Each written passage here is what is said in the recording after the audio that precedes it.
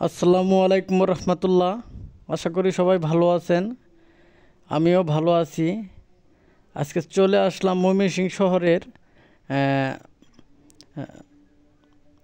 শহর থেকে একটু বাহিরে, মুক্তাগাছা বলে এটা। যে জমিটা দেখতে পাচ্ছেন সেটা হলো একটা মানে ঢেঁড়সের জমি। ঢেঁড়স অত্যন্ত একটি লাভজনক ফসল। এই শফিকুল ভাই মানে একজন চাষি। সে ঢেঁড়স বর্তমানে মূল্যটা অনেক বেশি।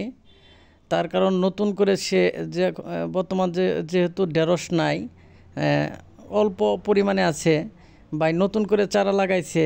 ভাই বলতেছে আসলে আমার ঢেঁড়সের জমিতে প্রচুর পরিমাণে পোকায় আক্রমণ করছে, ভাই কি করা যায়। আজকের থেকে 5 দিন আগে আমি এই ঢেঁড়সের জমিটা ট্রিটমেন্ট করেছিলাম। সেখানে বেবিলন কোম্পানির একটি লরেন্ট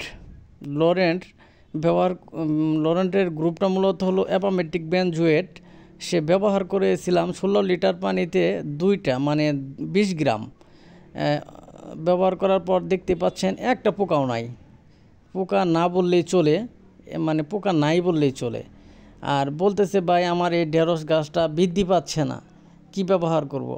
ভাইকে আমি বলছি যেহেতু জমির পরিমাণ কম, তার কারণে বলছি ভাই খরচ কম করে ভালো ফসল উৎপাদন করা যায়, সে পরামর্শটাই আমরা মূলত প্রদান করি।